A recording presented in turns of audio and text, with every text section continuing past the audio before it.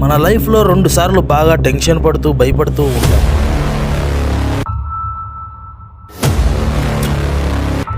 అవేంటంటే మొదటిసారి మనం స్కూల్లో జాయిన్ అయ్యేటప్పుడు, మొదటిసారి మనం జాబ్లో జాయిన్ అయ్యేటప్పుడు.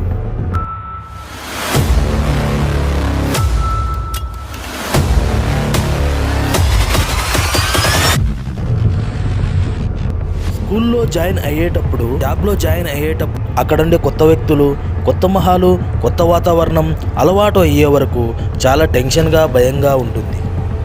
ఇలాగే మన పండుగాడు డెలివరీ బాయ్గా జాబ్లో జాయిన్ అయిన కొత్తలో ఎలా ఉంటుందో ఆ కష్టాలేంటో కల్లారా స్కిప్ చేయకుండా చూద్దాం.